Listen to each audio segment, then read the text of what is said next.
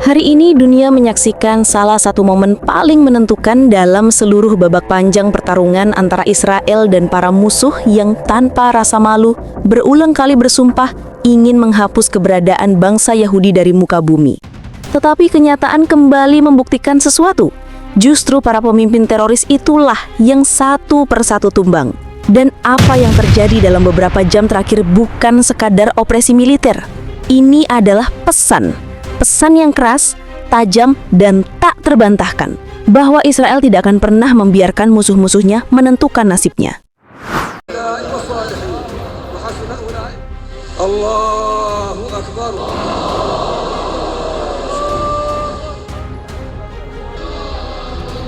Assalamualaikum warahmatullahi. Israel membunuh 12 tokoh senior Houthi, termasuk Perdana Menteri mereka dalam serangan di ibu kota Yaman. Ribuan pelayat menghadiri pemakaman para pejabat yang terbunuh pada hari Minggu, meneriakkan slogan Houthi, "Tuhan Maha Besar, matilah Amerika, matilah Israel, kutukan bagi kaum Yahudi, kemenangan bagi Islam." Namun dunia melihat kenyataan lain. Semakin keras mereka meneriakkan kebencian, semakin cepat para pemimpin mereka tumbang. Serangan Israel ini bukan sekedar operasi militer. Ini adalah pesan tegas kepada kelompok yang selama bertahun-tahun menembakkan rudal, drone, dan ancaman tanpa henti ke arah Israel. Dan pesan itu jelas. Jika terus menyerang Israel, tidak ada tempat yang cukup jauh, cukup tersembunyi, atau cukup aman bagi para pemimpin teror.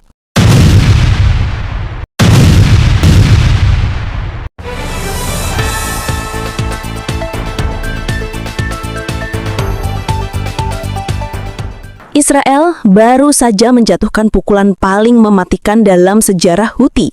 Dalam satu gelombang serangan, hanya satu. Israel berhasil melenyapkan tingkatan tertinggi dari kepemimpinan organisasi tersebut.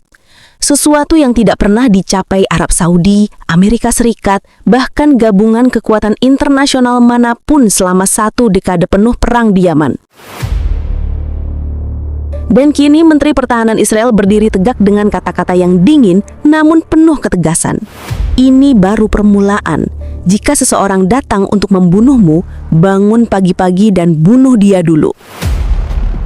Itu bukan sekadar kutipan, itu bukan retorika. Itu adalah doktrin, kompas moral ketika Israel menghadapi kegelapan yang dilahirkan teror. Operasi yang mengguncang Yaman itu diberi nama Drop of Luck. Tetapi, semua orang yang memahami cara kerja IDF tahu, itu bukan keberuntungan, ini kemampuan, ini teknologi, ini intelijen waktu nyata, ini presisi yang hanya bisa dilakukan Israel ketika harus memotong akar teror hingga ke pusat sarafnya. Drop of Luck menghantam titik paling vital dari tubuh Houthi, jantung pemerintahan mereka, bukan pemerintahan sah Republik Yaman, tetapi rejim teror yang memeras rakyatnya dan menembakkan rudal balistik ke Israel sambil bersembunyi di balik warga sipil. Ledakan itu begitu dahsyat, begitu dalam, sampai warga menggambarkannya seperti suara basah yang muncul dari bawah tanah. Dan segera setelah debu turun, laporan mengalir tanpa henti. Perdana Menteri Houthi, Abdul Aziz bin Habtur, dipastikan tewas. Dan bukan hanya dia, bersamanya gugur para menteri paling senior, orang-orang yang selama bertahun-tahun mengatur mesin perang Houthi, mengontrol arus senjata Iran, dan mengirim teror ke Laut Merah serta Israel. Dan yang tewas dalam serangan itu termasuk Hasan Sharaf Ashadin, Talib Al-Humaikani, Muhammad Al-Mutawakil, Abdul Wahab Yahya Al-Durrah, Nabil Al-Azani, Daifullah Al-Syami, Yahya Al-Houthi, dan Hisham Sharaf. Nama-nama yang selama ini menjadi tangan, mata, otak, dan mulut kampanye kebencian mereka. Dan di bawah mereka, para deputi, penasihat inti, teman dan keamanan, hingga pengawal pribadi, seluruh struktur yang menopang kekuasaan Houthi hancur dalam hitungan detik. Satu gelombang serangan, satu malam, satu keputusan dari Israel, dan rezim Houthi runtuh seperti bangunan rapuh yang ditarik dari pondasinya. IDF kemudian merilis pernyataan resmi. Serangan itu menargetkan fasilitas yang menampung puluhan pejabat senior rejim teroris Houthi, dan semua itu terjadi ketika mereka sedang berkumpul untuk menonton pidato pemimpin mereka, Abdul Malik Al-Houthi. Pernyataan ini kemudian ditegaskan kembali oleh Perdana Menteri Benjamin Netanyahu yang mengatakan bahwa setiap pidato pemimpin Houthi berisi janji untuk menghancurkan Israel, janji yang tidak akan pernah terpenuhi. Sebaliknya, justru janji Israel untuk menghancurkan para pemimpin teror kini sedang dipenuhi satu persatu tanpa ragu. Dari pihak Houthi sendiri, reaksi mereka seperti biasa, terlambat, terseok, dan berusaha menutupi kenyataan. Namun kali ini berbeda. Kali ini mereka akhirnya mengakui, mereka tidak lagi bisa menyembunyikan fakta bahwa para pejabat tertinggi mereka telah musnah. Mereka menyebutnya musibah besar dan bersumpah akan membalas. Namun, dunia tahu mereka kehilangan para pemimpin yang selama ini menjadi pusat komando mereka. Ini pukulan yang tidak pernah mereka alami sebelumnya. Namun serangan besar terhadap Houthi bukan satu-satunya pukulan mematikan Israel dalam beberapa hari terakhir. Di Gaza, Israel juga menargetkan juru bicara senior Hamas, Abu Abidah, orang yang selama bertahun-tahun menyembunyikan wajahnya di balik masker merah, mengeluarkan ancaman kosong, menyebar propaganda, dan mengendalikan pesan teror Hamas. Serangan udara Israel menghantam apartemen tempat ia berada. Semua orang di dalamnya dilaporkan tewas. Hamas tentu saja menolak mengakui, tapi mereka juga tidak merilis bukti bahwa Abu Abidah masih hidup. Tidak ada rekaman suara, tidak ada pernyataan baru, tidak ada video, tidak ada apa-apa. Sebaliknya, media Timur Tengah justru melaporkan bahwa ia kemungkinan besar sudah dieliminasi. Jika dikonfirmasi, ini berarti Hamas kehilangan salah satu pilar utamanya setelah Marwan Issa, Yahya Sinwar, dan Ismail Haniyeh. Israel pada saat yang sama membantah rumor Hamas mengenai 4 tentara yang diklaim diculik. Israel menegaskan tidak ada penculikan, dan media internasional yang sebelumnya melaporkannya mencabut berita tersebut. Dunia kini berada pada fase baru, fase di mana Israel tidak lagi hanya bertahan. Israel menyerang, Israel memimpin, Israel menentukan arah permainan. Dan pesannya sangat jelas. Siapapun yang mengangkat tangan untuk menghancurkan Israel akan kehilangan kepalanya terlebih dahulu. Ini bukan lagi sekadar babak perang. Ini adalah peringatan global bahwa bangsa kecil yang dikepung dari segala arah ini tidak akan pernah tunduk, tidak akan pernah mundur, dan tidak akan pernah menunggu sampai musuhnya menembakkan peluru pertama. Israel telah memilih untuk berdiri, dan dunia kini melihat hasilnya.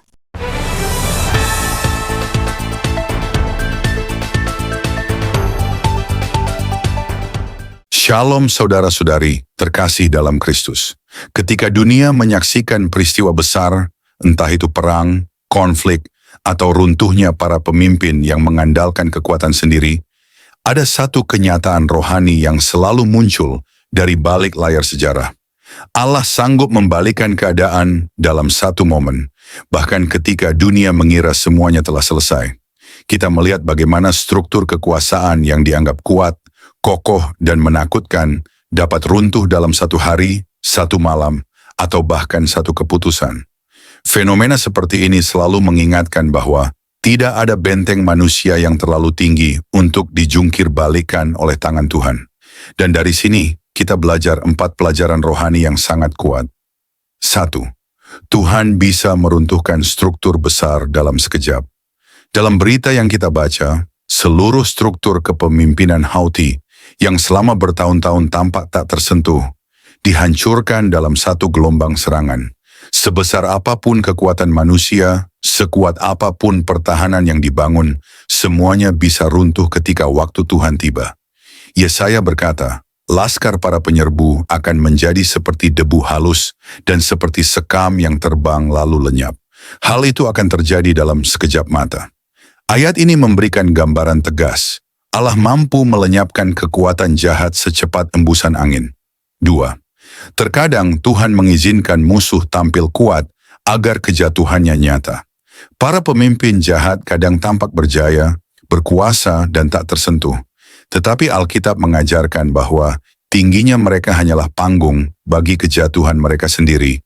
Ayub 27 ayat 20-22. Kedahsyatan mengejar dia seperti air bah. Pada malam hari ia diterbangkan badai, angin timur mengangkatnya, lalu lenyaplah ia. Ia dilemparkannya dari tempatnya. Dengan tak kenal belas kasihan, Allah melempari dia. Dengan cepat ia harus melepaskan diri dari kuasanya.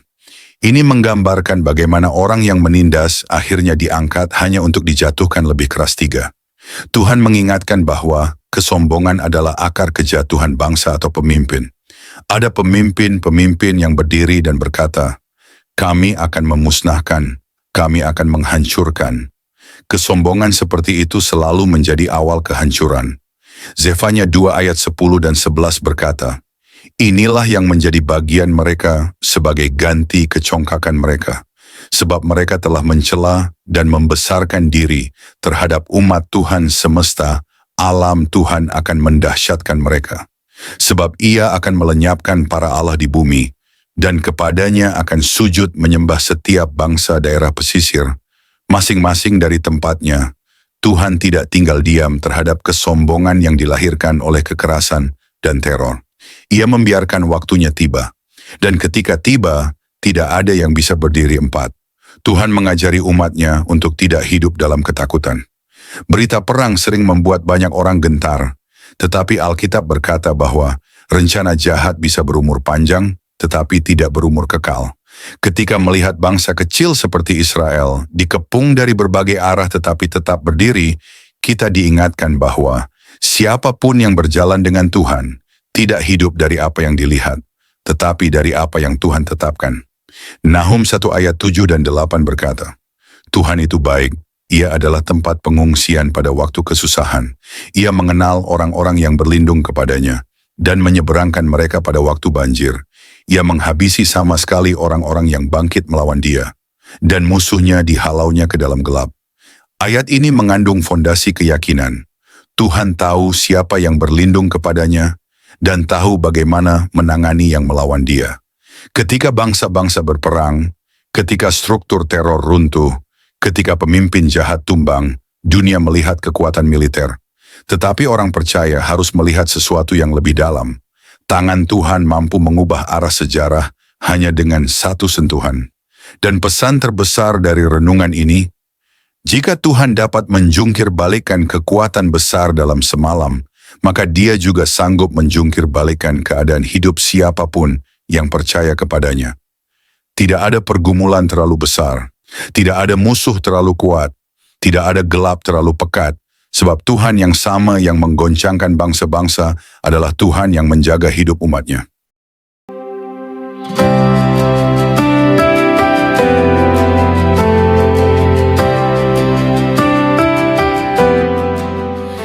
Saudara-saudari terkasih dalam Kristus, terima kasih sudah mendengarkan renungan firman Tuhan sore ini.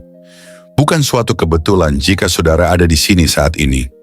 Tuhan sendiri yang mengatur langkahmu, Tuhan sendiri yang mengetuk pintu hatimu, dan Tuhan sendiri yang menanamkan firman-Nya ke dalam jiwamu sore ini. Biarlah setiap kebenaran yang telah kita dengar tidak berhenti hanya di telinga, tetapi menembus hati, mengalir dalam pikiran, dan diwujudkan dalam perbuatan. Renungan ini bukan hanya perenungan, ini adalah panggilan. Panggilan untuk bertobat, panggilan untuk kembali, panggilan untuk bangkit, dan berjalan dalam kebenaran yang sejati. Karena kita tidak tahu berapa banyak sore lagi yang Tuhan izinkan untuk kita. Kita tidak tahu apakah esok masih milik kita. Tapi hari ini, sore ini, adalah anugerah yang tidak boleh disia-siakan. Mungkin ada banyak hal yang belum saudara mengerti, banyak luka yang belum sembuh, banyak doa yang belum terjawab. Tapi percayalah, Tuhan tidak pernah tutup telinga terhadap jeritan jiwa yang jujur, dan tidak pernah tutup mata terhadap air mata yang jatuh dalam diam. Tinggallah dalam kasih-Nya, berjalanlah dalam terang-Nya, dan peliharalah imanmu sampai akhir. Sore ini mungkin telah berakhir, tetapi firman yang telah tertanam dalam hati kita, biarlah itu terus tumbuh, menguatkan, menyucikan, dan membentuk kita menjadi serupa dengan Kristus. Bukan hanya hari ini, tapi sampai hari di mana kita bertemu muka dengan Dia yang kita imani. Jangan lelah melakukan yang baik. Jangan menyerah meski badai belum reda. Tetaplah percaya bahwa Tuhan tidak pernah melepaskan tangannya dari orang-orang yang berharap kepadanya. Sampai jumpa di renungan firman Tuhan berikutnya. Tetap setia, tetap menyala dalam kasih, dan tetap berjalan bersama Sang Gembala Agung, Yesus Kristus yang hidup dan akan datang kembali. Tuhan Yesus memberkati saudara semua. Mari kita berdoa. Terima kasih Tuhan Yesus. Terima kasih untuk sore yang penuh anugerah ini. Untuk setiap napas yang masih Kau izinkan berhembus dalam tubuh kami. Untuk setiap detik yang Engkau beri, agar kami bisa duduk diam di hadapan-Mu, mendengarkan suara-Mu melalui firman yang hidup, yang menusuk hati, yang mengguncang jiwa, namun juga mengobati luka dan mengangkat kami dari kejatuhan. Tuhan Yesus, sore ini kami datang bukan hanya membawa telinga kami, tapi membawa seluruh keberadaan kami ke hadapan tahta kasih-Mu. Kami datang dengan hati yang kadang kotor, pikiran yang sering goyah, dan semangat yang mulai padam. Tapi firman-Mu sore ini membangkitkan kami kembali. Engkau berbicara bukan hanya lewat huruf dan kata, tapi lewat roh yang menghidupkan. Kami tahu Tuhan, seringkali kami mengabaikan suara-Mu. Kami terlalu sibuk dengan dunia, terlalu sibuk mengejar yang fana, hingga lupa bahwa Engkaulah sumber kehidupan sejati. Namun hari ini kami diingatkan lagi bahwa tak ada satu pun dalam dunia ini yang lebih berharga dari hadirat-Mu. Engkaulah mutiara yang mahal, harta terpendam yang layak kami tinggalkan segalanya demi mendapatkannya. Ajari kami untuk mencintai-Mu lebih dari segala yang kami miliki. Terima kasih karena firman-Mu menegur kami, bukan untuk menghancurkan, tetapi untuk membentuk. Karena Engkau tidak membiarkan kami larut dalam jalan yang salah, namun menuntun kami kembali ke jalan yang sempit, jalan salib, jalan pengorbanan, jalan kebenaran. Tuhan Yesus, sore ini kami mengangkat tangan dan hati kami kepadamu. Segala yang telah kami dengar, biarlah tidak hanya tinggal dalam pikiran, tanamkan itu dalam hati kami yang paling dalam. Ubah kami mulai dari dalam, jadikan kami pelaku firman, bukan hanya pendengar setia. Berikan kami hati yang lembut, hati yang sanggup menerima koreksi, dan tidak lari dari cahaya-Mu saat dosa kami disingkapkan. Ajari kami mencintai kebenaran, meski kebenaran itu menyakitkan. Ajari kami berjalan dalam kasih, meski dunia membalas dengan kebencian. Tuhan, jadikan kami terang di tengah kegelapan, garam di tengah kebusukan dunia ini. Dan ketika nanti malam datang, dan kesunyian menggantikan keramaian, biarlah firman-Mu terus bergema dalam hati kami. Biarlah suara-Mu lebih nyaring dari hiruk-pikuk dunia. Dan ketika kami tidur malam nanti, biarlah kami tidur dalam pelukan kasih-Mu, dengan hati yang sudah dipulihkan, jiwa yang sudah disegarkan, dan semangat yang kembali menyala untuk berjalan bersama-Mu besok pagi. Tuhan, kami tahu hari-hari ini tidak mudah. Kami hidup di zaman yang gelap, di zaman di mana kebenaran dikompromikan, iman diperjualbelikan, dan kasih menjadi dingin. Tapi kami mohon, jangan biarkan hati kami menjadi seperti dunia. Teguhkan kami, tanamkan keberanian dalam jiwa kami. Berikan kami api dari surga yang tidak padam, untuk tetap setia sampai akhir. Kami tahu jalan sempit itu tidak mudah, tapi kami tahu Engkau menyertai setiap langkah yang kami ambil. Meskipun air mata kami jatuh, Engkau mengumpulkannya dalam kirbat-Mu. Meskipun kami berjalan dalam lembah kelam, Engkau tetap setia menggandeng tangan kami. Kami tidak sendiri, kami tidak ditinggalkan. Berkati setiap orang yang mendengar renungan sore ini, dimanapun mereka berada, apapun pergumulan mereka, biarlah kasih-Mu menjamah dan menjawab mereka satu persatu. Angkat yang tertunduk, pulihkan yang remuk, dan kuatkan yang nyaris menyerah. Sore ini, kami pulang dari hadapan firman-Mu, bukan sebagai orang yang sama, tapi sebagai orang yang telah disentuh surga.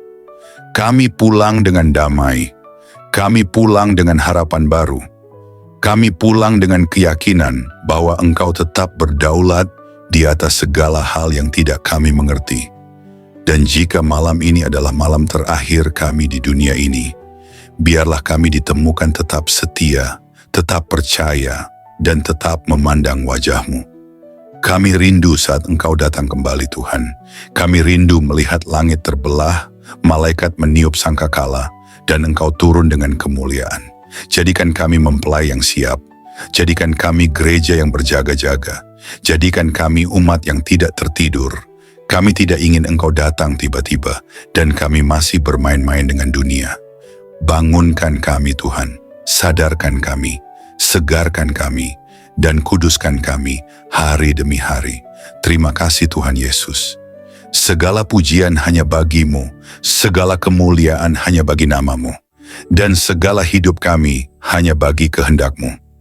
Dalam nama Tuhan Yesus Kristus, Tuhan yang hidup, Tuhan yang akan datang kembali, kami menutup renungan sore ini dengan penuh syukur dan kerendahan hati. Amin. Mari kita berdoa. Bapa kami. Bapa kami yang di sorga, dikuduskanlah nama-Mu. Datanglah kerajaan-Mu, jadilah kehendak-Mu di bumi seperti di sorga. Berikanlah kami pada hari ini makanan kami yang secukupnya. Dan ampunilah kami akan kesalahan kami, seperti kami juga mengampuni orang yang bersalah kepada kami. Dan janganlah membawa kami ke dalam pencobaan, tetapi lepaskanlah kami daripada yang jahat. Karena Engkaulah yang mempunyai kerajaan dan kuasa dan kemuliaan sampai selama-lamanya. Amin.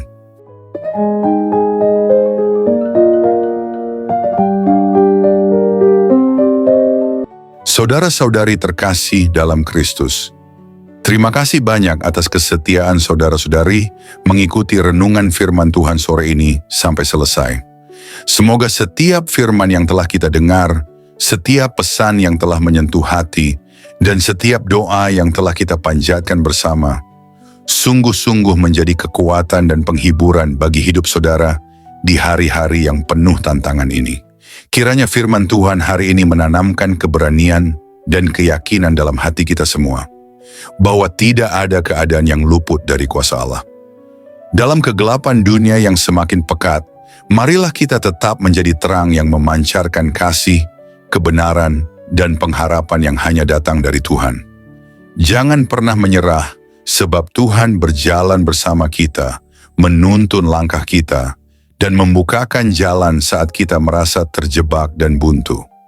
Ingatlah bahwa di setiap pergumulan ada pertolongan Allah yang siap datang, dan dalam setiap tangisan ada penghiburan yang dari surga. Kami mengajak saudara-saudari untuk terus membagikan berkat ini kepada orang-orang yang membutuhkan.